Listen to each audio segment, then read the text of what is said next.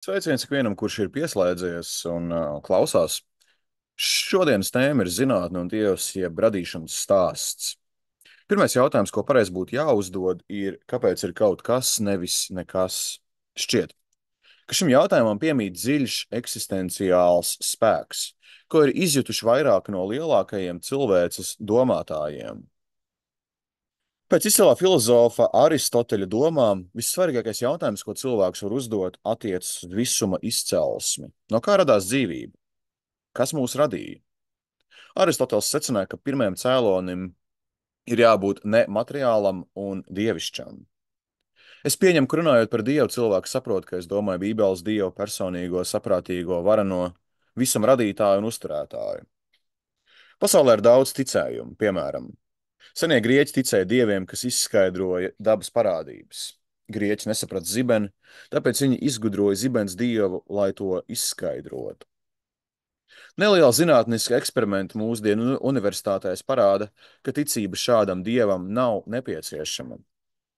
Mūsdienās ir plaši izplatīts priekšstats, ka Bībeles dievs ir gluži kā tāds dievs, kas pamazām pazūd zinātnes attīstībā.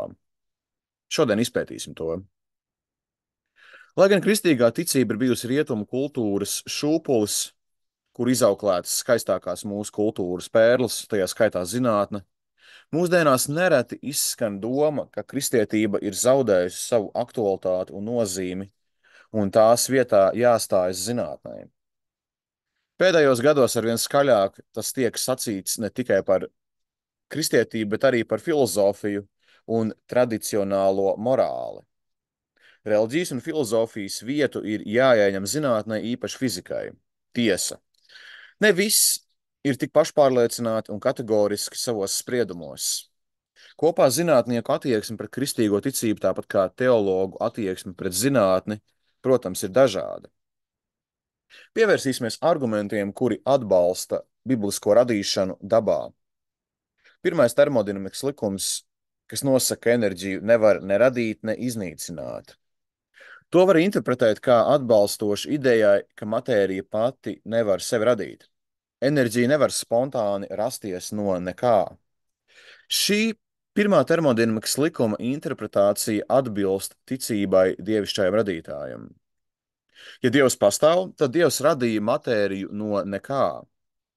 Otrais termodinamikas likums nosaka, ka entropija laika gaitā vienmēr palielinās. Tas nozīmē, ka visumam noteikti bija sākums. Šī teorija atbalsta, ka visums ir radies kādā laika posmā, nevis eksistējis mūžīgi. Teorija uzsver, ka visums sāka paplašināties un atdziest. Mezopotāmijas, hinduistu, grieķu, ķīniešu mitoloģija un daudzas citas senās kultūras tic, ka ir bijuši lielie plūdi. Tās visas atbalsta Bībelē aprakstīto 1. Mūzes 7:17, citēju, un ūdens plūdi turpinājās 40 dienas virs zemes, un ūdeņi vairojās, un tie pacēla šķirstu, ka tas tika augstu uzcelts virs zemes. Erodēto kanjonu esamība. Iespējams, ka vairāk kanjoni visā pasaulē ir izveidojušies tieši straujas erozijas rezultātā. Arī fosīlijas, kas atrodamas nogulumu iežu klintīs un kalnos, atbalsta globālo plūdu argumentu. Visi pasaules kalni kādreiz ir bijuši zem ūdens, par ko liecina nogulumu ieži un jūras fosīlijas netālu no to virsotnēm. Šo teoriju sāk atbalstīt lielākais vairums zinātnieku. Pat lielākā daļa vulkānisko kalnu ar spilvenu laivām šķiet lielākoties izveidojušies zem ūdens. Lielākā daļa zemes garozes sastāv no nogulšņu iežiem, smilšakmeņiem, māla, kaļķakmeņiem un tā tālāk. Gandrīz visos gadījumos tie ir izveidojušies zemūdens apstākļos, parasti nogulsnojoties pēc ūdens transportēšanas no dažādiem avotiem. Petrificēts koks var atrast visā pasaulē, bieži vien atsevišķos slāņos, nogulumu iežos. Šie slāņi liecina, ka koki tika apglabāti ātri, novēršot sadalīšanos un ļaujot nomainīt to organiskās vielas ar minerāliem no apkārtējiem akmeņiem. Vietām piekrasts fosīlijas blakus petrificētiem kokiem vēl vairāk atbalsta Noasa plūdu hipotēzi, jo tas norāda, ka gan sauszemes, gan jūras vides tika apludinātas plūdu laikā. Petrificēti koki ir atrodami visos kontinentos, pat reģionos, kas tagad ir tālu no okeāniem. Šī izplatība ir saskaņā ar globālo plūdu kataklizmu. Par Dieva esamību liecina radīšana. Viņa nemainīgā patiesība ir skaidri pasludināta, lai visi to varētu redzēt. Visumam un mūsu pasaulē jābūt nevainojamam un līdzsvarotai, lai tā uzturētu dzīvību. Piemēram, visuma temperatūrai ir izšķiroša nozīme dzīvības veidošanā un attīstībā. Ja visums būtu pārāk karsts, visa matērija būtu ionizēta, padarot neiespējamu atomu veidošanos un molekulu pastāvēšanu. Ja visums būtu pārāk augsts, visa matērija būtu sasalusi, padarot neiespējamu ķīmisku reakciju rašanos. Padomājiet par Sauli. Ja tā būtu tuvāk Zemei, visa dzīvība sadegtu. Ik visur, kur mēs skatāmies debesīs vai uz zemes, mēs neredzam nejaušību vai negadījumu. Mēs redzam kārtību un dizainu. DNS ir neticami sarežģīta molekula. DNS ir informācija nesoša makromolekula. Cilvēka genoms ir uzrakstīts ķīmiskā alfabētā, kas sastāv no 4 burtiem. Tas ir vairāk kā 3 miljardus burtu garš un sastāda mūsu genomu. DNS bioloģiskā izmeklēšana ir parādījusi gandrīz neaptveramo sarežģītību salikumā, kas ir vajadzīgs, lai rastos dzīvība. Tas norāda tikai uz to, ka saprātīgam radītājam ir jābūt iesaistītam. Saskaņā ar Bībeli visa dzīvība, ieskaitot DNS, ir Dieva radīta. Nesamazināmā sarežģītība ir jēdziens, kas nosaka, ka dažas bioloģiskās sistēmas ir tik sarežģītas, ka tās nevarēja rasties pakāpenisku izmaiņu rezultātā. Piemēram, baktērija flagellum ir ārkārtīgi sarežģīts molekulārais motors, kas dzen baktērijas cauri ūdenim. Ekosistēma ir līdzsvarota. Krīt sniegs, saule to izkausē, ūdens ieplūst straumēs, tad upēs, kas plūst uz okeānu, tad iztvaiko, nokrīt kā lietus, barona attīra zemi un cikls turpinās. Arheoloģija ir sniegusi nozīmīgus Bībeles pierādījumus, piemēram, karaļa Dāvida pils, Teldanas izrakumi, atklāja liela pils kompleksa paliekas, kas datēts ar karaļa Dāvida laiku, Lahiša burti, senās māla plāksnes, nāves jūras rokraksti. Bībele mums māca, ka agrāk cilvēki dzīvoja līdz 900 gadu vecumam. Tas arī ir iemesls, kāpēc atrastie arheoloģiskie izrakumi liecina par savādāku galvas struktūru. Ilgie dzīves posmā, piemēram, piera un citi kāli nepārstāja augt. Viss Metuzāla mūžs bija 969 gadi, kad viņš nomira, rakstīts 1. Mūzes 5:27. Evolūcijas piekritēji uzskata, ka matērija ir mūžīga vai ka tā var pati sevi radīt. Uzskats, ka matērija ir mūžīga vai pati sevi radījusi, ir termodinamikas likuma pārkāpums. Padomājiet par to. Laikam, telpai un matērijai vajadzēja rasties vienlaicīgi. Ja būtu matērija, bet nebūtu telpas, kur jūs to liktu? Ja būtu matērija un telpa, bet nebūtu laika, kad jūs to liktu? Nevar būt neatkarīgi laiks, telpa vai matērija. Tiem jārodas vienlaicīgi. Dabas likumi apraksta visumu. Bet likumi paši par sevi nav skaidrojums. Dabas likumi tikai apraksta visuma uzvedību. Tie nav izskaidrojums tam, kāpēc visums uzvedas tā, kā tas uzvedas. Ņūtona gravitātes likums neizskaidro gravitāti, un pavisam noteikti tas nerada gravitāti. Piemēram, fizikas likumi ne tikai nav spējīgi neko radīt, tie nevar izskaidrot neko. Likumi mums ļauj analizēt kustību un iezīmēt, piemēram, bumbas ripošanas trajektoriju, bet tie ir nespēcīgi kustināt bumbu, kur nu vēl radīt šo bumbu. Teorijas vai likumi nevar paši radīt matēriju vai jebko citu. Dievs ir visuma radītājs. Tas nav zinātnisks skaidrojums. Apgalvojums, ka kosmos ir viss, kas ir, jebkad bija vai kādreiz būs, ir vienkārši cilvēku ateistiskās pārliecības izpausme. Problēma ir tā, ka daudzi cilvēki visiem zinātnieku apgalvojumiem piešķir autoritāti, kas ir pamatots zinātnē vienkārši tāpēc, ka tos ir paziņojis zinātnieks. Vai esat kādreiz aizdomājušies, kāds būtu uzskats par Bībeli un kristietību, ja skolā bērniem no mazām dienām mācītu studēt senos rakstus un manuskriptus, nevis tikai veikt zinātniskus pētījumus? Ateismu var uzskatīt par psiholoģisku bēgšanas mehānismu, ar kuru palīdzību mēs izvairāmies uzņemties garīgo, jeb galīgo morālo atbildību par savu dzīvi. Ateisms un evolūcija ir ticība.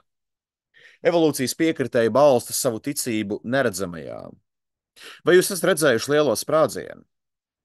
Vai jūs esat redzējuši brīdi, kurā radās laiks, telpa un matērija? Vai jūs esat novērojuši, kā akmens pārvēršas par dzīvu organismu? Vai jūs esat redzējuši, kā viena suga pārtop par citu sugu, kā rodas jūtas un empātija? Ne tikai šie jautājumi nav zinātniski pierādīti, tie arī ir neiespējami. Tie ir pretrunā jebkurai loģikai un dabas likumiem. Vai tiešām ticība Dievam, par ko liecina viss, sākot no radīšanas un beidzot ar neskaitāmiem vēstures faktiem un liecībām, ir neiespējamāka? Nedaudz pievērsīsimies brīnumiem. Vai Dievam, kurš ir gan ārpus, gan iekš telpas un laika, nebūtu pa spēkam veikt dažādus brīnumus un ietekmēt mūsu fizisko realitāti? Kristietība skaidri atzīst brīnumu eksistenci, un viens no šiem brīnumiem ir Kristus augšām celšanās. Dabas likumi paredz iznākumu, jeb to, kas notiks, ja nemainīsies apstākļi, kādos eksperiments tiek veikts. Mēs varētu teikt, ka tie ir dabas likumi, kuri neļauj cilvēkiem celties no mirušajiem.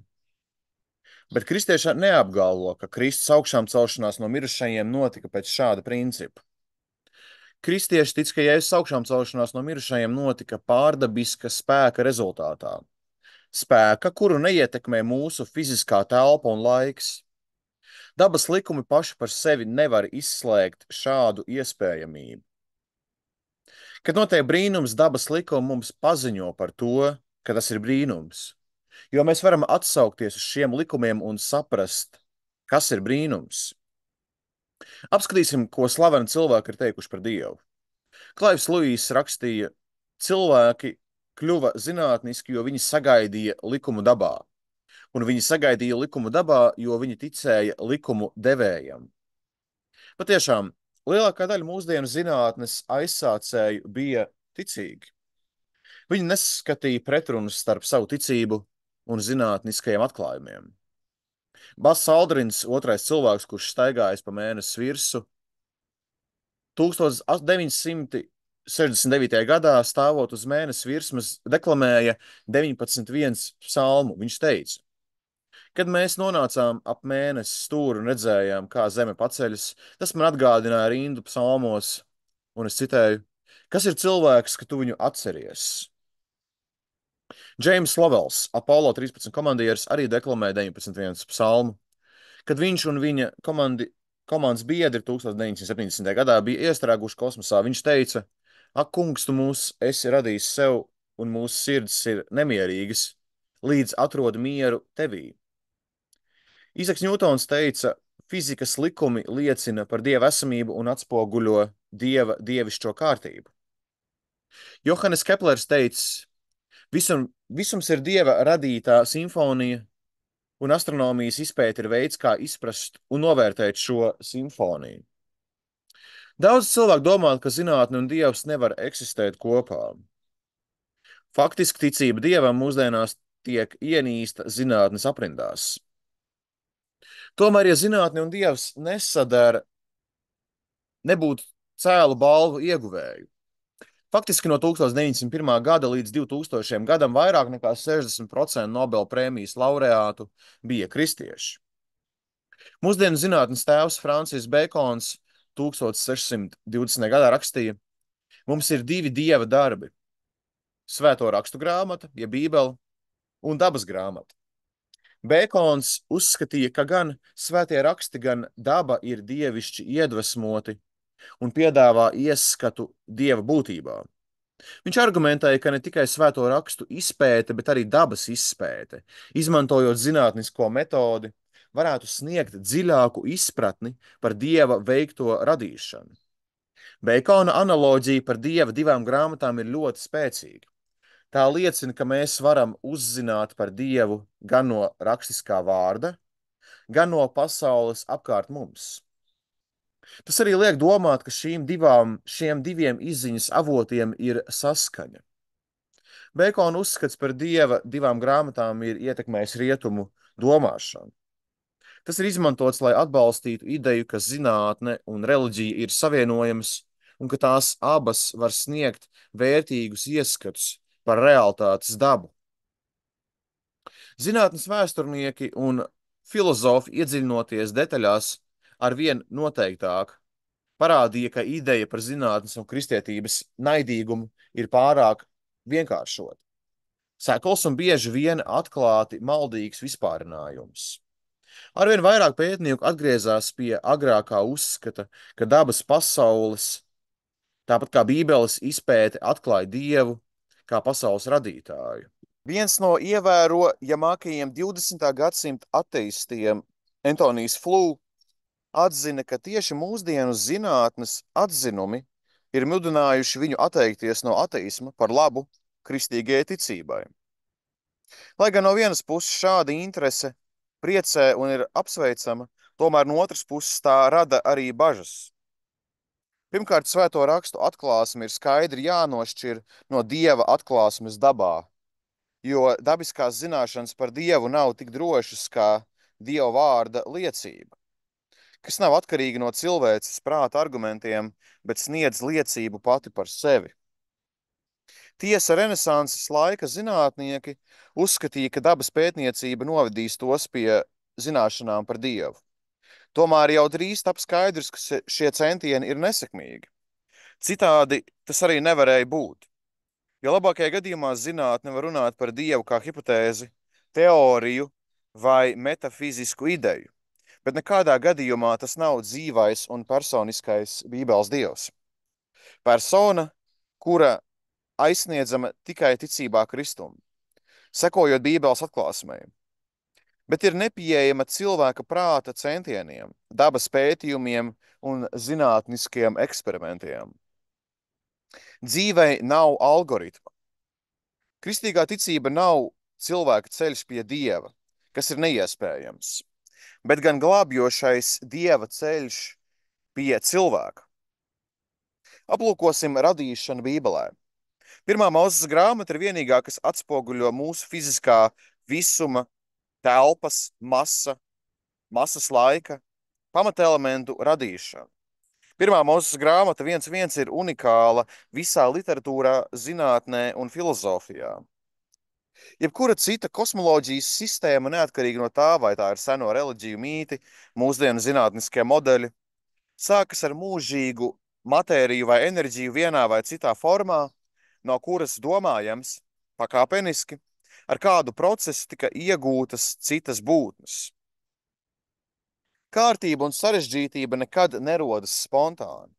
Tos vienmēr rada iepriekšējais iemesls, kas ieprogrammēts šādas kārtības radīšanai. Sākotnējais programmētājs un viņa ieprogrammētie mērķi ir atrodami pirmajā Mūzes grāmatā.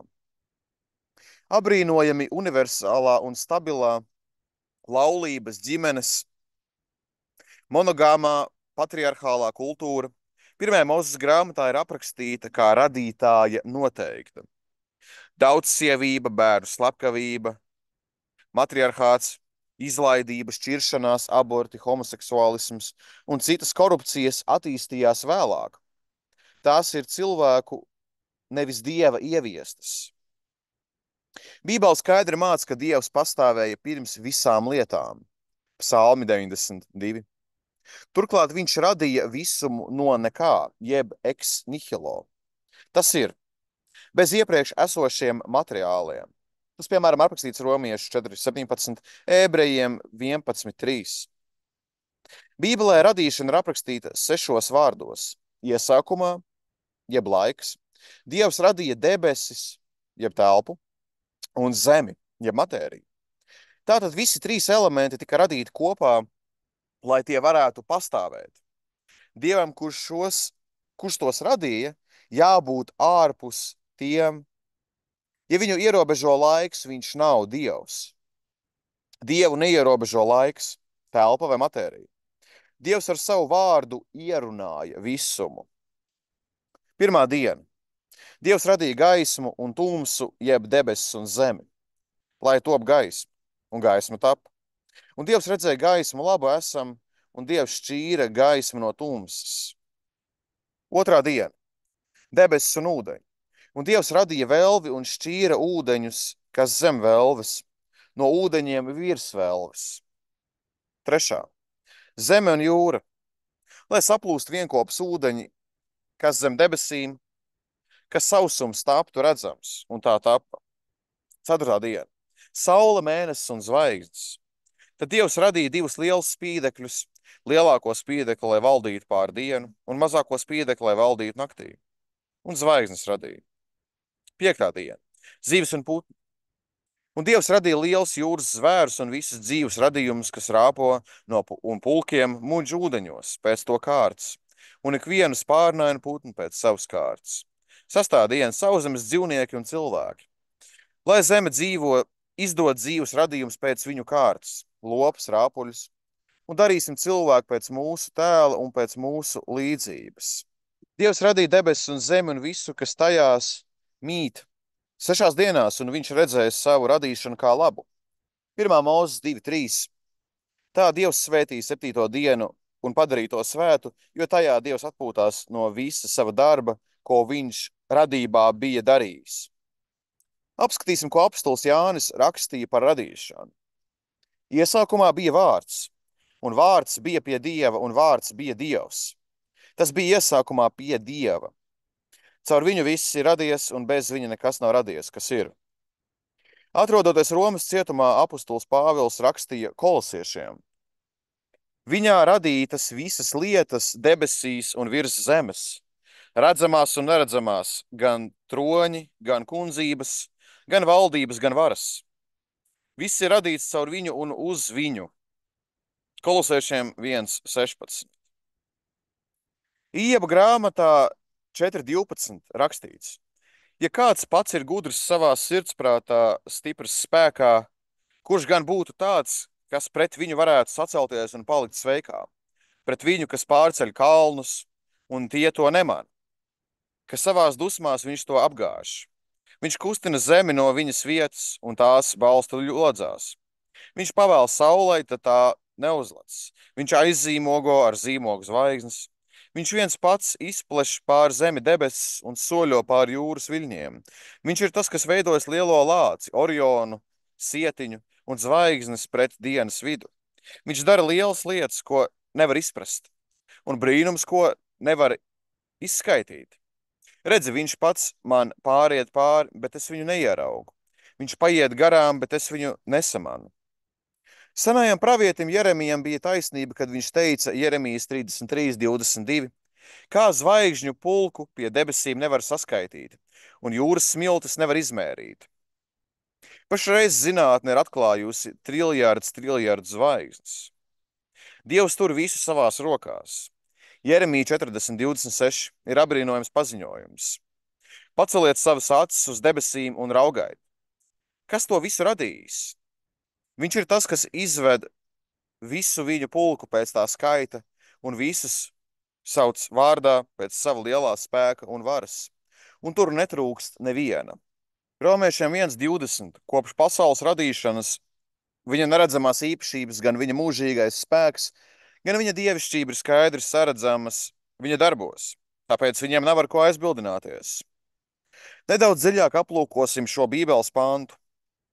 Kopš pasaules radīšanas nozīmē, ka Dieva īpašības ir redzamas visā pasaulē, kopš tā tika radīta. Viņa neredzamās īpašības nozīmē, ka Dieva mūža īpašības ir tādas, ko nevar redzēt tiešā veidā. Viņa mūžīgais spēks nozīmē, ka Dievs ir mūžīgs un varans. Viņa dievišķība nozīmē, ka Dievs ir dievišķs. Vai šī pasaule, kurā mēs dzīvojam, ir mūžīga? Nē. Bībele māca, ka šī pasaule mums ir pagaidu mājvieta. Lūkas evaņģēlijā 21:33 ir rakstīts: Debesis un zeme zudīs, bet mani vārdi nezudīs. Jesejas 40:22. Viņš ir tas, kas sēž augstībā pār zemi, un tās iedzīvotāji ir niecīgi, kā siseņi. Viņš ir tas, kas izklāja debesis kā segu, un tās izpleš kā dzīvojamu telti. Kas ar cilvēkiem notiek pēc nāves? Bībele paskaidro. Jo mēs zinām, ka tad, kad šī zemes telts, kurā dzīvojam, tiks nojaukta, jeb tas ir tad, kad mēs nomirsim un atstāsim šo zemes miesu, mums būs nams debesīs, mūžīga miesa, ko mums radīs pats Dievs, un ne ar cilvēku rokām. Nehemija 9:6. Tu viens esi tas kungs, tu esi radījis debesis ar visu to pulku, zemi un visu, kas uz tās, jūras un visu, kas tajās. Mīlestība, jūtas, empātija neradās no akmens. Tās neradās nejaušības rezultātā. Dievs debesis un zemi radīja no sava vārda vien. Dieva radīšanas darbs liecina par viņa rūpēm par cilvēkiem šodien. Kustība pierāda kustības cēloni. Radīšana pierāda radītāja esamību. Visu varana spēcīga Dieva esamība. Bībelē psalmu grāmatā teikts 19:1-2. Debesis daudzina Dieva godu, un izplatījums izteica viņa roku darbu. Ebrejiem 3:4. Jo katru namu kāds ceļ, bet tas, kas visu ir cēlis, ir Dievs. 11:3. Jo ticībā mēs noprotam, ka pasaule radīta Dieva vārda spēkā, ka no neredzamā cēlies redzamais. Jeremija 31:35. Tā saka tas kungs, kas licis sauli par spiedekli dienām, un mēnesi un zvaigznes pēc noteiktiem likumiem par spīdekļiem naktī. Kas sabango jūru, ka tās viļņi krāts. Kungs Celbots ir viņa vārds. Ījaba 12:10 teikts. Tā kunga roka ir visu pasauli darījusi, ka viņa rokās ir visu dzīvo cildu vesels un visu cilvēku miesas gars. Saprātīgs dizains atklāja inteliģentu radītāju. 1. Mūzes 1:26 Dievs saka. Tad Dievs sacīja, darīsim cilvēku pēc mūsu tēla un pēc mūsu līdzības. Dievs ir radījis cilvēku pēc sava tēla. Mūzes 1:26 atklāja cilvēces unikālo statusu radīšanā. Cilvēki ir radīti Dieva tēlā atšķirīgi no visām citām radībām. Šis tēls atspoguļo saprāta, intelekta un gribas kvalitātes, ko Dievs ir devis cilvēkiem. Šīs īpašības ļauj cilvēkiem domāt loģiski, spriest un pieņemt lēmumus, kas atšķir mūs no pārējās radīšanas. Cilvēki ir radīti Dieva līdzībā, kas nozīmē, ka viņi ir aicināti atspoguļot Dieva raksturu savā dzīvē. Tas ietver tādas īpašības kā mīlestība, līdzjūtība un taisnīgums. 1. Korintiešiem 6:19-20. Vai jūs nezināt, ka jūsu ķermeņi ir svētā gara tempļi, kas ir jūsos? Katra cilvēka sirdī ir tieksmes pēc mūžīgās dzīves. Mums ir iedzimtas ilgas pēc mūžīgās dzīves, vēlme, kas pārsniedz kultūru, valodu un laiku. Šīs ilgas ir dziļi iesakņojušās mūsu būtībā. Paša Dieva radīts. Mēs esam radīti Dievam. Mēs esam radīti, lai būtu vienoti ar mūsu veidotāju. Kristus nāca šajā pasaulē nevis, lai pasauli nosodītu, bet lai to glābtu. Jāņa 3:17.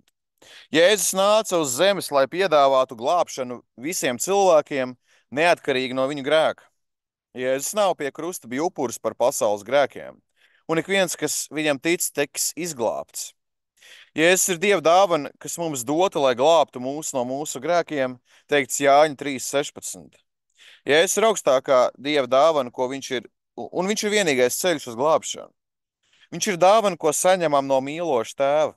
Tāpat kā tēvs atdod savam dēlam jebko, lai viņš būtu laimīgs, Dievs mums iedeva savu dēlu Jēzu, lai glābtu mūs no mūsu grēkiem. Kristus augšām celšanās ir augstākais pierādījums kristīgā pasaules uzskata patiesībai.